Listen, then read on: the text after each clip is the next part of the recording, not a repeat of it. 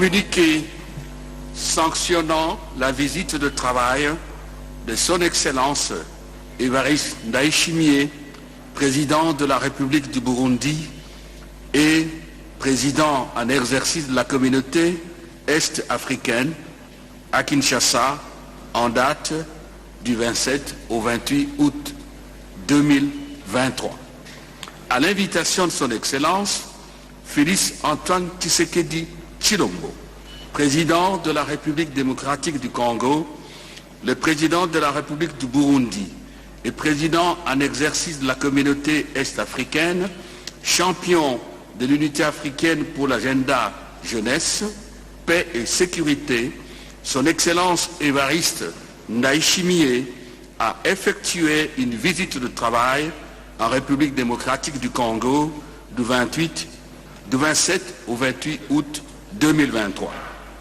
À son arrivée à l'aéroport international d'Ndjili, le président de la République du Burundi a été accueilli par son Excellence Jean-Michel Sama Lukonde Kenge, Premier ministre de la République démocratique du Congo, accompagné par d'autres officiels. Dans la matinée du 28 août 2023, les deux chefs d'État ont eu un entretien en tête-à-tête au Palais de la Nation. L'objectif de la visite était de renforcer davantage les liens d'amitié, de fraternité et de coopération dans le domaine varié d'intérêts communs tels que ceux de la défense, de la sécurité et du commerce. Lors de cette visite, la question de la coopération bilatérale pour le développement a retenu l'attention des deux leaders, notamment les projets intégrateurs comme le pont reliant la province de Cibitoke au Burundi et celle du Kivu, celle du Sud Kivu en RDC, la sécurisation de l'entreprise de construction de ce pont, ainsi que le chemin de fer reliant la Tanzanie, le Burundi et la RDC, sans oublier la route Bujumbura-Uvira-Bukavu.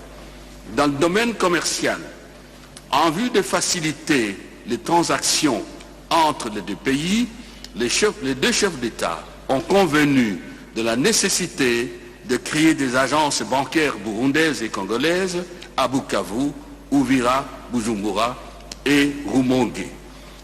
Dans la même optique, ils ont appelé au renforcement des échanges d'expériences et d'expertise entre les ministères sectoriels dans le domaine de l'agriculture, des infrastructures et de l'industrie.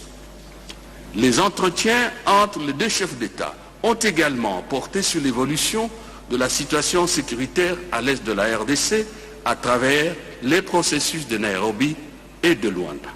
À ce sujet, les deux chefs d'État ont demandé à toutes les parties concernées de respecter et d'appliquer la feuille de route conjointe des processus de Nairobi présidé par son Excellence Évariste Ndayishimiye et de Luanda piloté par son Excellence João Manuel Gonçalves Lourenço, signé le 23 novembre 2022 lors du sommet de Luanda, tel qu'enrichi et adopté par le sommet des chefs d'État et de gouvernement de l'Union africaine du 19 février 2023. Dans ce cadre, les deux chefs d'État ont constaté et déploré le fait que le M23 n'a pas la volonté de se désengager et d'aller dans les centres de cantonnement. À cet effet, les deux chefs d'État ont lancé un appel à la région de prendre ses responsabilités pour contraindre le M23 d'aller au cantonnement. Ils ont également rappelé l'obligation faite au M23 et aux autres groupes armés locaux et étrangers d'entamer sans délai le processus de démobilisation, désarmement et réinsertion dans la vie civile pour permettre d'identifier et de contraindre les groupes armés étrangers récalcitrants, de les traquer et de les mettre à disposition de leur pays d'origine. Ils ont en outre échangé sur des questions régionales et internationales, notamment sur la situation politique au Niger et au Soudan, ainsi que les conséquences d'ordre économique et humanitaire de la guerre en Ukraine sur le continent africain. À cet égard, les deux chefs d'État ont rappelé la position de l'Union africaine, appelant au règlement pacifique des conflits en Afrique et au retour à l'ordre constitutionnel au Niger par le dialogue. Quant à l'Ukraine, les deux chefs d'État ont réitéré la position de l'Union africaine, invitant les parties concernées à résoudre cette crise par la voie pacifique. À l'issue de cette visite, un protocole d'accord en matière de défense et de sécurité a été signé entre les deux parties en présence de deux chefs d'État afin de renforcer la sécurité dans les deux pays.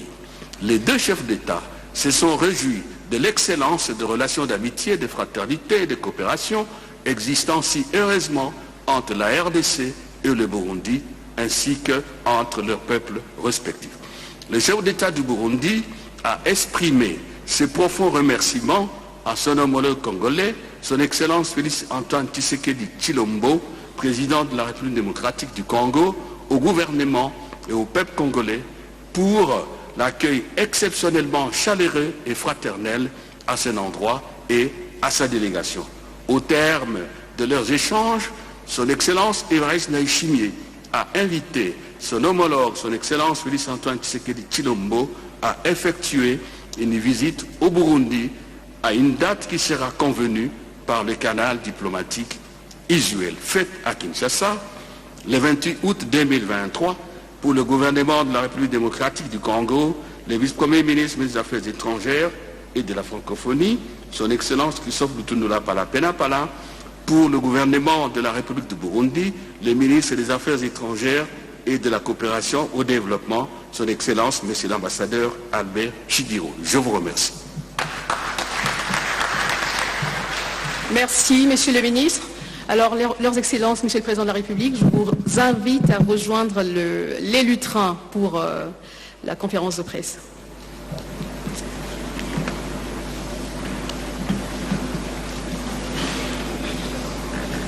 Alors, Excellence, Monsieur le Président de la République, vous venez de recevoir votre homologue du Burundi pour un échange sur des questions, des sujets d'intérêt commun. Est-ce que vous avez quelque chose à dire à ce sujet? Je sais que l'essentiel vient d'être lu ici dans le communiqué conjoint. Si vous souhaitez, on peut directement passer à la phase questions-réponses avec les journalistes. Oui, je préfère. Très bien. Le communiqué a été suffisamment complet. Très bien. Alors nous allons commencer avec Monsieur Billy Yvan Lutumba de Radio Okapi. Ok, merci. Ma question première va s'adresser au président Évariste Ndayishimiye. Vous êtes en même temps président de l'EAC. En ce moment, je voulais un commentaire sur le processus de Nairobi. En ce moment, face à ce blocage quasi visible avec les éléments du M23 qui refusent le précantonnement à Rumangabo et puis à Kindu et même le désarmement, et soutenu aussi par quelques membres de l'EAC, notamment l'Ouganda, le Rwanda. Vous, en tant que président de l'EAC, ici nous avons suivi que vous avez exigé les éléments de M23 de se conformer à ce processus. Mais concrètement, vous, en tant que président de l'EAC, qu'est-ce que vous préconisez pour que ces éléments de M23 puissent se conformer au processus de Nairobi? Et ma deuxième question, c'est plutôt au président Félix Tshisekedi. Face à ce blocage, je m'en tiens à votre récente déclaration depuis Beijing en Chine où vous parliez d'une collaboration entre les forces de l'EAC avec quelques éléments de M23, hormis les forces burundaises qui s'appliquaient un tout petit peu. Aujourd'hui, face à ce blocage, vous, en tant qu'autorité de la RDC, c'est quoi votre décision? Vous allez observer cela ou bien vous avez une décision particulière? Merci. Merci, chers journalistes. D'abord, je tiens encore une fois à réitérer mes remerciements envers mon frère, le président Félix, son gouvernement et au peuple congolais pour votre accueil très chaleureux et l'hospitalité qui nous a été réservée depuis notre arrivée dans votre très bon pays. Et je suis venu en tant qu'ami, vous savez, nous sommes le Burundi et le Congo, nous partageons l'histoire de la colonisation, nous partageons l'histoire de nos peuples respectifs. Nous sommes, je peux donner une image, nous sommes comme l'écorce et l'arbre. Donc, ce qui touche l'un touche l'autre, ce qui fait que nous avons des sentiments au peuple congolais quand ils sont dans les difficultés. Et la question que vous venez de poser, effectivement, c'est la question qui nous préoccupe tous, mais il faut monter à l'origine de l'intervention de la région pour aider le peuple de la République démocratique du Congo à recouvrer la paix. Et la région avait constaté d'abord qu'on ne peut pas être unis tant qu'il y a un membre de la famille qui souffre. Et vous savez, notre slogan, c'est « Un peuple, un destin ». Et la région alors a décidé de venir appuyer les efforts du gouvernement congolais que nous félicitons, parce que le gouvernement congolais fournit beaucoup d'efforts pour recouvrer cette paix, cette stabilité, et la région a voulu venir emboîter le pas et aider le gouvernement congolais à stabiliser le pays. Il est vrai que l'objectif du processus de Nairobi, c'était juste pour faire respecter le cessez-le-feu pour les groupes armés internes à la République démocratique du Congo, mais aussi aider les communautés à se réconcilier. Mais à ce moment-là, le M23 n'était pas là. Le M23 a résurgi au moment où on est entré dans le processus. Nous nous réjouissons quand même que les groupes armés congolais ont accepté de déposer les armes. Et dans le sud de Kivu, c'est calme et nous voyons qu'ils sont prêts pour le processus DDR.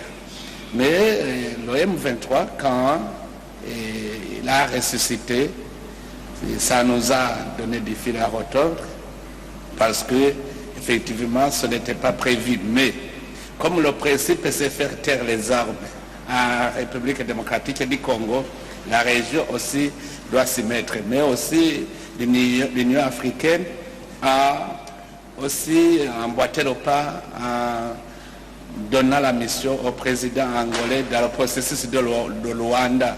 Le processus de Luanda consistait effectivement à faire arrêter les hostilités par le M23, mais aussi à atténuer les tensions qui sont nées de cette attaque du M23 et des tensions qui sont nées entre la République démocratique du Congo et le Rwanda. Donc aujourd'hui, nous voyons que les autres groupes armés congolais ont accepté de déposer les armes, mais le M23 toujours est récalcitrant. C'est pour cela que nous demandons que nous tous, nous devons nous coaliser pour le contraindre à se désengager, à respecter le cessez-le-feu, à se désengager et pour aller dans le centre de cantonnement afin d'entamer le processus de DDR. Donc la région, notre position est que la RDC doit recouvrer la paix. Et maintenant, nous préparons un sommet d'évaluation de la mise en œuvre des recommandations du sommet de la fois passée qui s'est tenu à Bujumbura, et la région pourra quand même prendre des mesures qui s'imposent pour que effectivement le M23 respecte le processus afin d'assurer la paix et la sécurité dans cette région. La région aussi félicite le gouvernement congolais de ses efforts. Il fournit beaucoup d'efforts et nous le demandons de continuer pour effectivement contraindre lui aussi, le M23, à se désengager. Nous sommes venus pour appuyer le gouvernement, alors le gouvernement doit prendre le devant parce que nous avons un objectif commun, le processus doit continuer et personne ne peut l'arrêter. C'est pour cela que le sommet, j'espère bien le sommet, va décider ce qu'il faut faire pour pousser le M23 à se désengager et aller dans le centre de cantonnement afin d'entamer ce processus de démobilisation et réinsertion. Merci. Merci. Oui, Monsieur le Président, oui, il y a une question qui vous était adressée. bien sûr. À mon tour, permettez-moi d'abord de souhaiter la bienvenue, la chaleureuse bienvenue au président Évariste Ndayishimiye et à toute sa délégation. C'est toujours un bonheur de le recevoir sur la terre de nos ancêtres et surtout que cette fois-ci, il vient avec plusieurs casquettes dont les principales sont la présidence en exercice qu'il a pour le moment de notre communauté est-africaine et puis celle du mécanisme de suivi de l'accord d'Addis Abeba. Ça veut dire qu'il est vraiment et pleinement investi des pouvoirs de mener ce qu'il est en train de mener comme démarche. Encore une fois, chers frères, merci beaucoup pour tous les sacrifices, tous les efforts que vous ne cessez de consentir à nous accompagner sur cette voie de la paix. Il est vrai, chers journalistes, que j'avais dit en son temps où j'avais manifesté un certain agacement vis-à-vis du comportement des forces de l'Afrique de l'Est, le contingent de paix qui est pour le moment sur notre sol. Mais depuis lors, beaucoup d'eau a coulé sous les ponts. Il y a eu beaucoup de réunions. Et la dernière en date d'ailleurs fut celle à laquelle notre vice-premier ministre, ministre de la Défense, M. Jean-Pierre Bemba, à laquelle il a participé.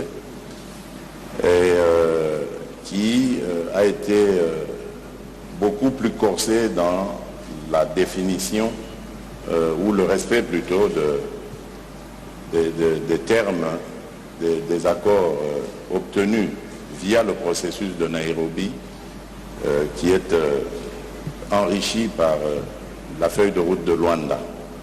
Et donc, nous sommes dans un stade d'observation parce qu'il y a eu des décisions qui ont été prises et je dis que le discours était corsé. Ces décisions sont d'application immédiate. Il s'agit donc d'engager le M23 à respecter les termes de ces processus et feuilles de route.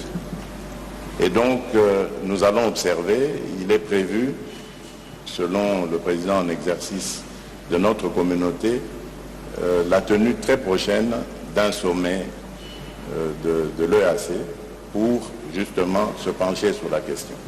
En attendant, nous allons observer sur le terrain pour voir si le M23 finalement va accéder à cette recommandation de la feuille de route. Dans le cas contraire, nous en tirerons les conséquences lors du prochain sommet et du prochain sommet de l'EAC et donc nous vous dirons ce qui aura été décidé. Évidemment, notre exigence reste la même. Nous demandons à ce que la force régionale soit plus active, à l'image évidemment du contingent burundais, parce qu'à certains endroits, on continue d'observer une sorte de laxisme vis-à-vis des autres contingents qui, notamment, autorisent la perception de taxes par le M23, ce qui est totalement illégal et inacceptable. Et cela ne va pas continuellement s'éterniser comme ça sans que nous puissions réagir. Donc nous en sommes là pour le moment et qui vivra verra, nous verrons bien ce qu'il adviendra. Très bientôt. Merci, Monsieur le Président. Nous allons prendre une question de Monsieur Chris Omcharinga. Il est de Features Story News. Il va poser sa question en Swahili. Il ne parle que Swahili et anglais. Ok. Excellence Ndayishimiye, je voudrais poser ma question en Swahili, mais donne-moi votre réponse en français, s'il vous plaît. Miaka miwili iliyopita Burundi na Kongo ilisaini mikataba ya kujenga mabarabara na reli sehemu za Kivu ya Kusini ili kuwezesha wananchi wa nchi zote mbili waishi maisha nzuri na wawe wanaweza kusafiri. Lakini mpaka sasa hatujaona maendeleo. Ningependa utuambie mipango gani ambayo mko nayo kutekeleza mikataba hiyo. Asante. Merci beaucoup. Alors pour ceux qui ne parlent pas swahili, je vais juste traduire, Monsieur le Président, si vous le permettez. Donc il revient sur les premiers accords, je pense les MOU, lors de votre première visite ici en RDC, sur notamment les projets ferroviaires entre le Burundi et le Congo en passant par Kindu dans le Maniema. Merci. Je crois qu'effectivement vous êtes impatient parce que c'est un projet qui va beaucoup aider les Congolais, les Burundais, mais aussi les Tanzaniens pour des échanges commerciaux. Je vous dis que le dossier est en avance. C'est en avance parce que pour ce qui est d'abord de Dar es Salaam, je pense qu'ils ont déjà dépassé Dodoma en construisant, mais aussi bientôt on va ouvrir des enveloppes pour le début de construction du tronçon au Vinza, Musongati, Gitega, et pour Gitega, Bujumbura, Uvira, Kindu. Et là aussi, nous sommes dans le processus des études de faisabilité. Et bientôt, je pense que maintenant, les sociétés qui vont le faire sont désignées. Les financements sont déjà disponibles, donc je pense que dans un proche avenir, vous allez voir les études terminées et commencer alors la construction. Donc, pour vous tranquilliser, le dossier est toujours bien suivi, et que ce soit du côté tanzanien, du côté burundais, du côté RDC.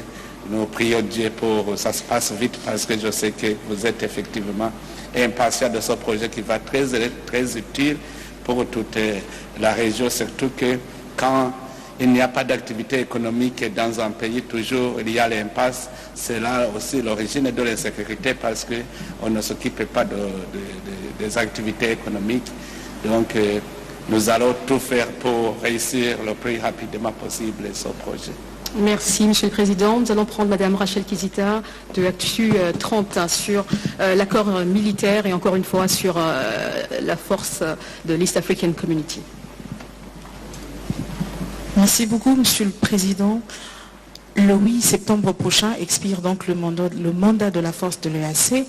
En attendant le sommet, qu'est-ce que le Burundi soutient finalement? Est-ce que le Burundi soutient le retrait de la force ou le renouvellement du mandat de la force, ou on va dire que le Burundi soutient en même temps que cette force soit changée entre-temps? Qu'est-ce qu'il va être fait? Qu'est-ce que vous proposez concrètement au terme du mandat de la force de l'EAC quand on sait que les résultats sont très controversés au sein de l'opinion nationale? Une deuxième question, c'est en rapport avec les accords militaires que vos excellences avaient signés aujourd'hui à Kinshasa. Comment concrètement le Burundi et la RDC vont faire pour éradiquer les groupes armés qui pèsent sécuritairement sur les deux pays? L'actualité oblige, Monsieur le Président burundais, vous savez ce qui se passe notamment dans le Sud Kivu. Comment contrer ces groupes armés qui pèsent sur et la RDC et le Burundi? Merci de la question. D'abord, la première question concernant la force régionale, je peux vous dire que par principe, c'est le principe qui dit qu'un officier qui ignore la situation objective est voué à l'échec. D'abord, quand on a planifié l'intervention de la région, le M23 n'était pas là. La région avait planifié pour faire taire les armes pour les groupes armés congolais et les groupes armés étrangers. Alors à ce moment-là, toutes les planifications concernaient effectivement cette activité. C'était aussi la mission de réconcilier les communautés congolaises.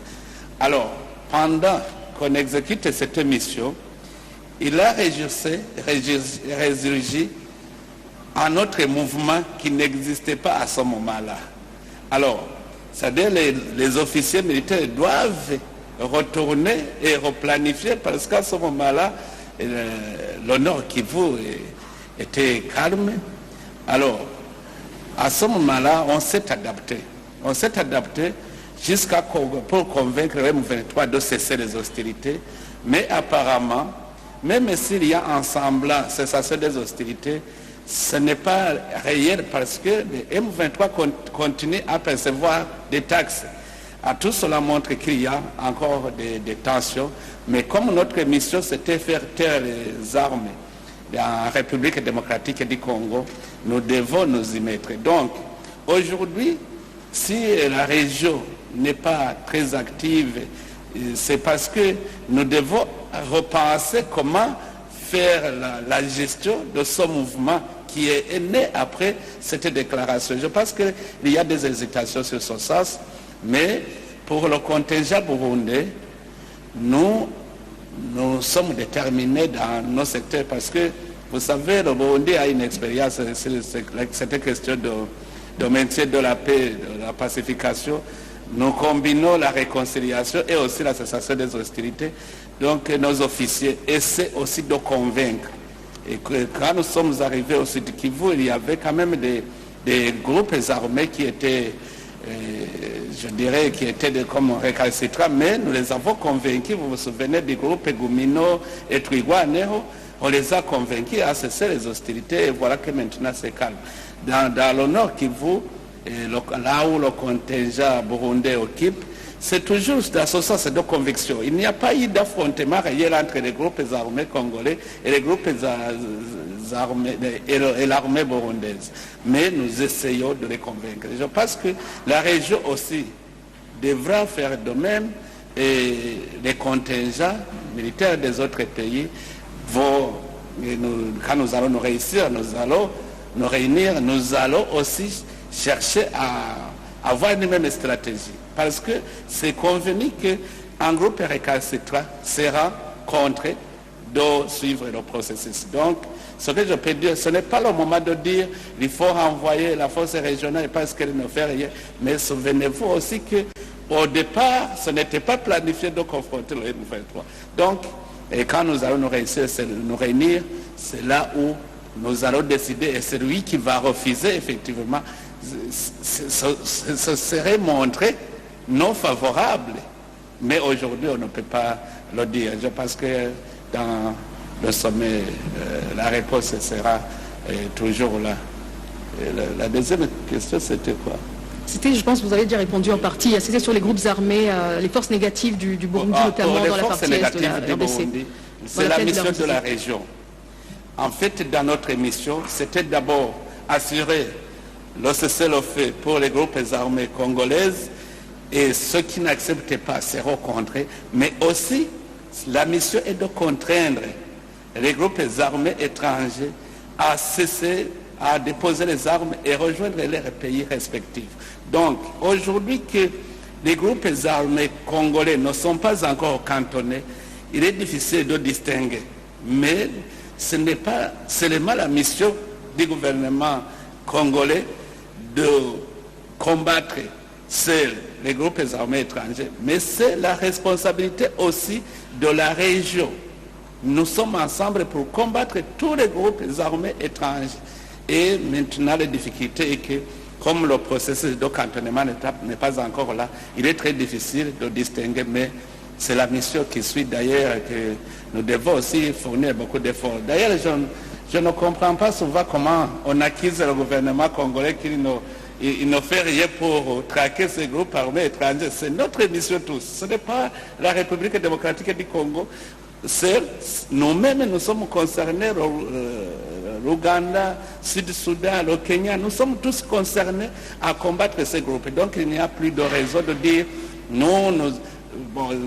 je l'entends souvent de la déclaration du Rwanda qui dit que la RDC ne combatte pas les groupes armés étrangers rwandais, mais c'est la responsabilité de nous tous. Nous devons aider à ce que ces groupes soient anéantis totalement pour donner la paix, la chance de la paix dans toute la région. Merci, Monsieur le Président. Ce n'est pas fini. On continue avec Monsieur Yassem de la chaîne 10e rue TV. Merci, Monsieur le Président de la République. Je suis Yassem Avungara, 10e rue Télévision Kinshasa. Ma question s'adresse au Président de la République démocratique du Congo. Monsieur le Président, chef de l'État, Nous savons tous, au début de votre mandat, vous vous êtes battu pour terminer cette guerre à l'est de la République démocratique du Congo. Vous avez signé beaucoup d'accords. Il y a eu beaucoup de rencontres bilatérales également. On parle de le processus de paix de Nairobi. Et pas plus tard que le samedi, vous avez échangé avec Bintou Keïta, envoyé spécial du secrétaire général des Nations Unies. Et Bintou Keïta déclare après vos échanges, il déclare que vos échanges ont porté sur le déploiement de la mission de la SADC. Monsieur le Président, après beaucoup de rencontres, beaucoup d'échanges pour la solution qui doit être trouvée pour la République démocratique du Congo, quand est-ce que la situation sécuritaire dans l'est de la République démocratique du Congo va finalement terminer, va finalement trouver solution? Ça, c'est la première question. Deuxième question, rapidement.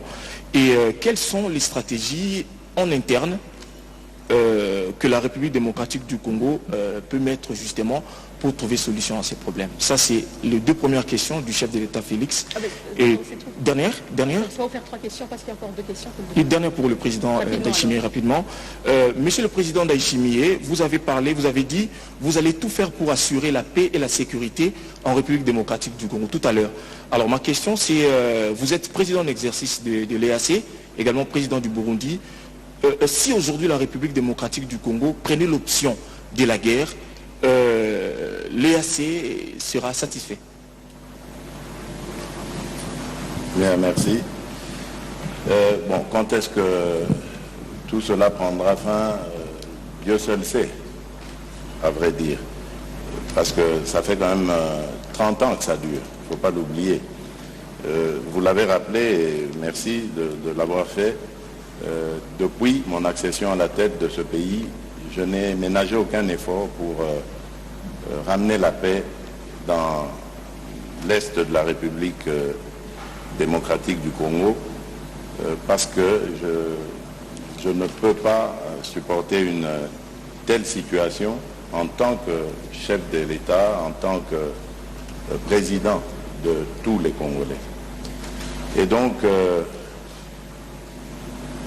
mes efforts sont toujours là, en train d'être fournis. Je ne lésinerai sur aucun de ces efforts pour ramener cette paix. Ma détermination est d'autant plus grande que je suis convaincu que nous ne sommes plus qu'à quelques encablures de cette paix. Mais évidemment, comme je l'ai dit, l'avenir appartient à Dieu, c'est au moment où il aura décidé que ça arrivera. Alors, pour ce qui nous concerne, vous avez parlé de stratégie. Évidemment, ce n'est pas le lieu d'étaler toutes nos stratégies, mais par rapport à ce que l'on voit et ce que l'on va faire, ce que l'on fait et qu'on fera, je dirais d'abord, c'est que nous continuerons les démarches diplomatiques, parce que, comme je l'ai toujours dit, la guerre restera la dernière option que nous pourrons lever. Donc, vous l'entendez bien, elle n'est pas exclue. Mais cela ne dépendra pas que de nous, ça dépendra évidemment des ennemis du Congo qui sont appelés pour le moment à la raison à travers le processus de Nairobi et la feuille de route de Luanda. Ce sont là des occasions claires de tendre la main à la paix qui feront que si ces occasions ne sont pas saisies, cette main n'est pas saisie, ça nous obligera aussi à adapter les choses en fonction de la situation. Vous le savez, cette année est une année très importante pour nous par rapport au processus électoral, mais il y a aussi, et c'est pour moi la chose la plus importante, c'est le sort des déplacés de guerre qui, ce n'est un secret pour personne aujourd'hui, vivent dans des situations inacceptables, infrahumaines. Et quand on est responsable d'un État, d'une population, on ne peut pas indéfiniment rester sans réaction devant cet état de ses compatriotes. Et donc pour nous, en plus de l'importance que revêt cette situation, il y a urgence aussi. Nous devons, coûte que coûte, ramener nos compatriotes dans les localités qu'ils ont été contraints de fuir à cause de la violence leur imposée par le M23, et cela le plus rapidement possible. Parce que plus les jours passent, plus leur situation devient infernale. Voilà pourquoi je tenais à vous dire que notre stratégie, elle est déployée pour le moment. Nous sommes sur le front diplomatique. Je crois que pour certains observateurs, en tout cas, on pourra voir qu'il y a quand même des fruits, il n'y a pas de déception totale. La communauté internationale bouge, les sanctions ont commencé à tomber, même si ce ne sont pas celles que nous voulions, même si les personnes visées n'étaient pas celles auxquelles nous pensions, mais il y a du mouvement sur le front diplomatique, donc il n'est pas pour le moment question d'engager un autre front que celui-là. Entre-temps, nous préparons nos forces de défense et de sécurité, nous affinons nos stratégies militaires et autres pour pouvoir parer au plus grave, au plus urgent, le cas échéant. Voilà, j'espère avoir été complet dans ma réponse. Monsieur le Président, une question, je pense, qui vous est adressée sur l'option militaire. Si elle était soulevée par la RDC, quelle serait la réaction de l'EAC? D'abord, je voudrais vous prodiguer un conseil, vous, les citoyens congolais. Ne pensez pas que c'est de l'extérieur que viendra la paix au Congo. Ce ne sont pas les gens de l'extérieur qui vont vous ramener la paix, c'est vous-même. Montrez d'abord vous-même l'esprit patriotique pour défendre votre patrie, pour œuvrer ensemble avec le gouvernement. D'abord, le gouvernement, la mission du gouvernement. La première mission, c'est la mission de protéger les citoyens. C'est la mission de poursuivre les criminels et les juger. C'est le gouvernement. C'est pour cela que la région a envoyé une force régionale pour appuyer les efforts du gouvernement. C'est vous-même. C'est pour appuyer le peuple congolais à retrouver la paix. Ce n'est pas la région qui va devant. La région vous accompagne. Vous allez devant. Et la région n'a jamais été contre les décisions du gouvernement de protéger les citoyens et de poursuivre les criminels et les juger. Alors, ceci pour vous dire que la région, ce que nous voulons, c'est la paix. Et si les groupes armés refusent la voie pacifique de résoudre le conflit congolais, s'il y a des gens qui veulent toujours verser le sang des innocents, des citoyens, le gouvernement a cette obligation et personne ne peut l'empêcher parce que c'est une obligation internationale de l'État de protéger, poursuivre les criminels et les juger. La région alors est venue pour effectivement aider le gouvernement à assurer cette mission. Donc nous sommes en appui pour vous dire que nous n'avons pas, si vous retrouvez la paix, ce que nous allons faire, c'est rentrer aisément en souriant parce que notre objectif sera atteint. Donc c'est pour cela que pour les récalcitrants, toujours c'est mentionné, la région s'est prononcée pour ces groupes armés qui n'accepteront pas de déposer les armes, seront contraints à les déposer. Et puis ils seront considérés comme des criminels qui seront jugés. Et les groupes étrangers, nous allons appuyer aussi, nous allons mettre les forces ensemble pour les traquer et les ramener dans leurs pays respectifs. C'est pour cela que je vous disais, nous sommes ensemble, nous sommes solidaires pour la paix, la réconciliation et la stabilité de la République démocratique du Congo, pour l'intérêt de la région, parce qu'on voudrait que dans toute la région, qu'il y ait la stabilité, afin de vaquer aux activités économiques. Nous avons besoin d'assurer le bien-être des citoyens de toute cette région. Je vous remercie. Merci, Monsieur le Président. Il ne reste que deux petites questions, mais toutes convergent vers les mêmes sujets. Donc, c'est les conflits à l'est du pays, c'est la force de l'EAC, c'est les accords militaires. Monsieur Lorgerie, Paul de Deutsche Welle, Alors si le micro est loin, on pourrait peut-être commencer par... on finit avec Univers TV, on prend M. Lorgerie. Messieurs les présidents, bonjour. Paul Lorgerie pour la Deutsche Welle. Une petite question, oui, pour revenir, qui a déjà été évoquée, mais une petite précision surtout. Vous, monsieur le ministre des Affaires étrangères, a évoqué la signature d'un protocole d'accord en termes de défense ou de sécurité. Le mot m'a échappé. Est-ce que vous pourriez revenir sur les termes de cet accord? Et on comprend pour autant que vous laissez une chance encore à la force régionale de l'EAC de faire ses preuves sur les dernières semaines, sur les prochaines semaines, mois qui viennent.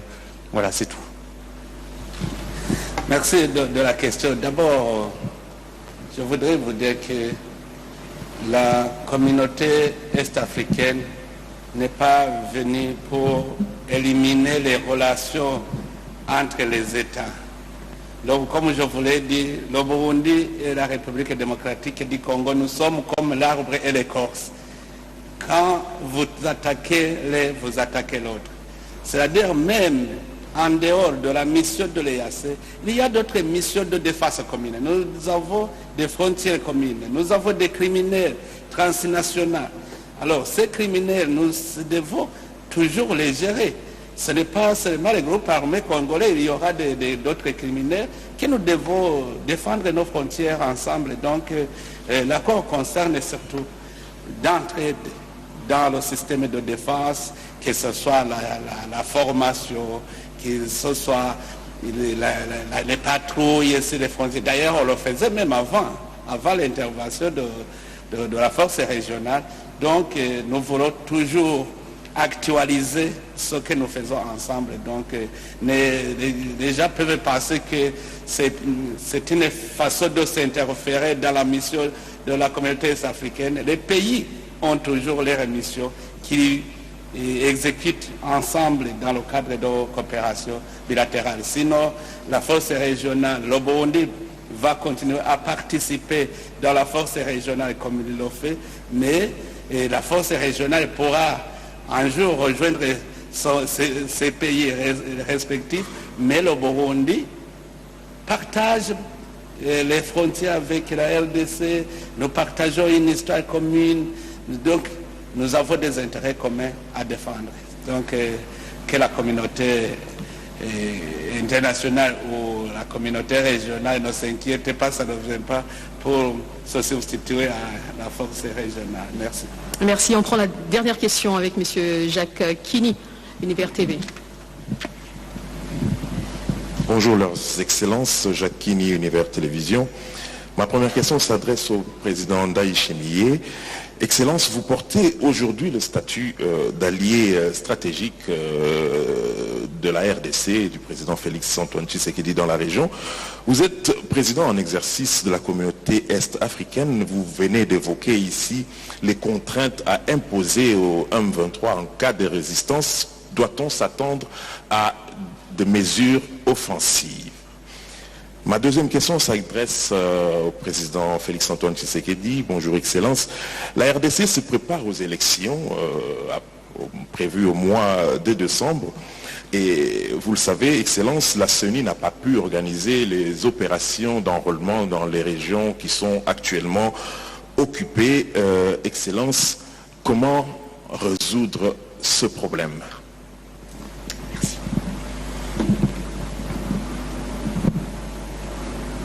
On commence avec vous, Excellence. Merci.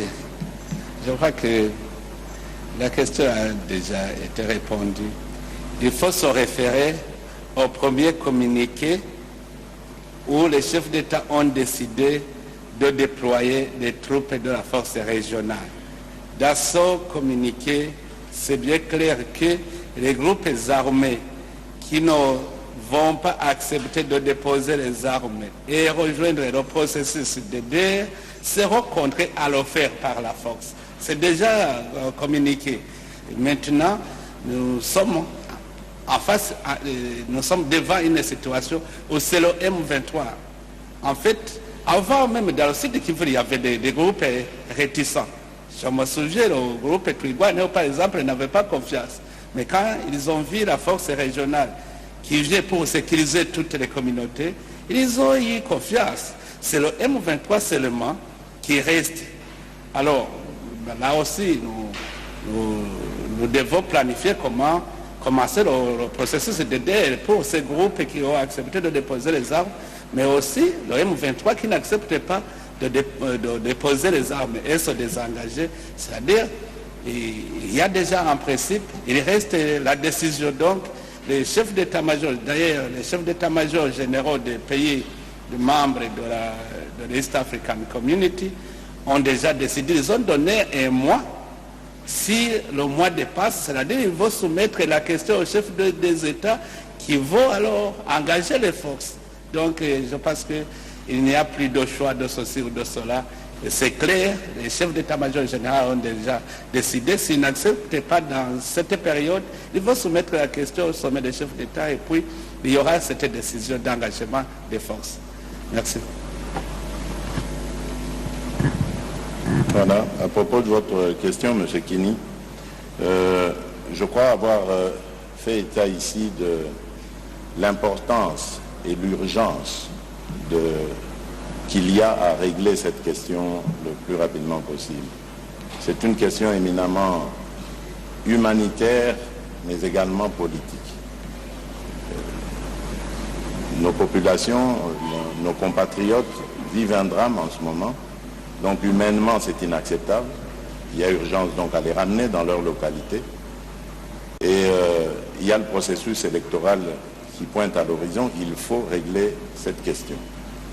Jusqu'ici, selon les informations recueillies auprès de la CENI, du président lui-même de la CENI, nous sommes encore dans la possibilité, si la situation revenait à la normale, d'enrôler ses compatriotes et donc de les faire participer au processus électoral. Je crois que la grande limite sera le mois d'octobre. Voilà pourquoi je compte sur ce sommet, parce que comme je vous l'ai dit, nous gardons la dernière option pour lorsque ce sera vraiment insupportable. Et donc je continue de croire en la diplomatie, à la fois régionale et internationale. Je crois qu'on peut avoir des résultats et donc faire plutôt des économies quant à aller en guerre. Il y a quand même, je dirais, une éclaircie par rapport à cette situation de nos compatriotes que nous devons enrôler, qui n'ont pas pu prendre part au processus d'enrôlement, c'est au sujet de Kwamut. Là, la situation est plutôt en train de revenir à la normale et je crois que c'est une question qui appartient plus au gouvernement même qu'à la CENI, parce que la CENI est prête à envoyer ses équipes pour enrôler ses compatriotes qui n'ont pas pu le faire il y a quelques mois. Mais bon, c'est le gouvernement qui doit mettre en place les dispositifs nécessaires, notamment le dispositif de sécurité pour que cela puisse se faire sans encombre. Et donc pour revenir à la situation de l'Est, je voudrais ici réitérer ma détermination et mon engagement à obtenir de nos compatriotes qu'ils aient les mêmes droits que tous les autres Congolais, c'est-à-dire celui de voter. Et notre détermination est d'autant plus grande que nous pensons et croyons que cela va se faire, quoi qu'il arrive, quoi qu'il en coûte. Je vous remercie. Merci beaucoup, leurs excellences. Je vous remercie en tout cas d'avoir participé à ce point de presse. Excellences, Monsieur Ndayishimiye, merci encore pour votre visite et bon retour au Burundi, Accent Sana. Merci à tous.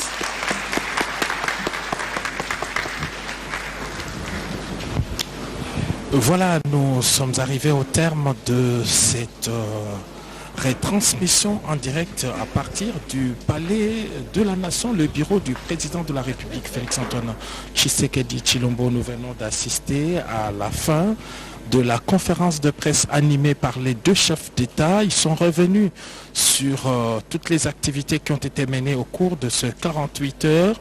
Il a été rappelé ici que l'objectif de cette visite de travail est de pouvoir renforcer les relations bilatérales entre la République démocratique du Congo. Plusieurs domaines de coopération ont été évoqués et particulièrement la situation à l'est de la République démocratique du Congo.